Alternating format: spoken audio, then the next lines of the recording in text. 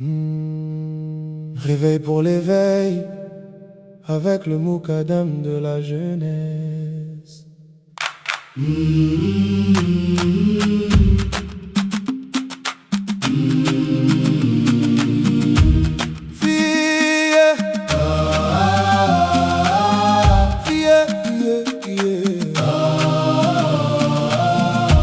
Fille du plus noble des messagers, mais jamais elle ne chercha les privilèges.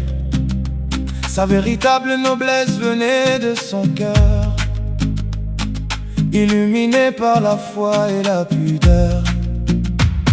Ses mains portaient les marques du travail, son foyer était rempli de simplicité.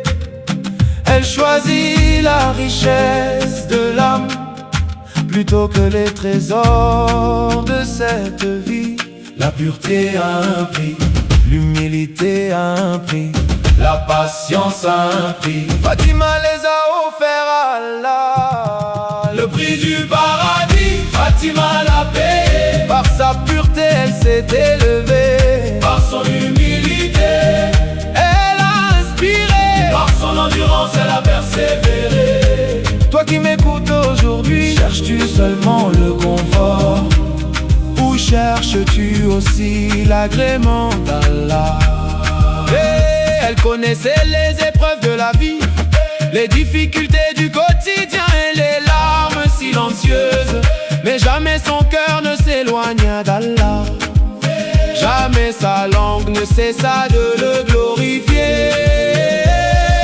Épouse fidèle, mère exemplaire, elle transforma son foyer en école de foi. Dans chaque difficulté, elle voyait une occasion de se rapprocher davantage de son Seigneur. Fatima nous enseigne: la beauté du croyant n'est pas dans les apparences, mais dans la pureté du cœur. La grandeur ne vient pas de la richesse, mais de l'humilité.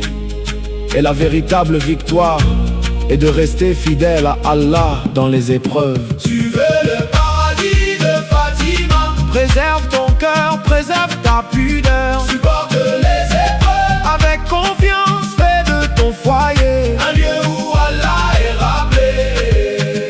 Le paradis n'est pas promis à ceux qui vivent sans épreuve, il est promis à ceux qui restent fidèles au milieu des épreuves.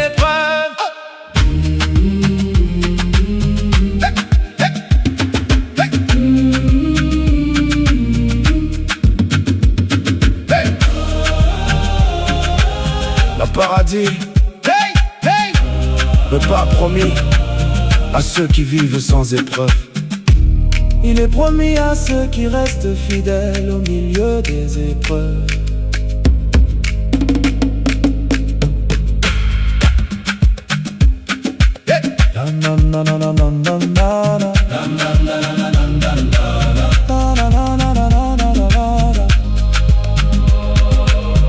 Réveil pour l'éveil, avec le moukadam de la jeunesse.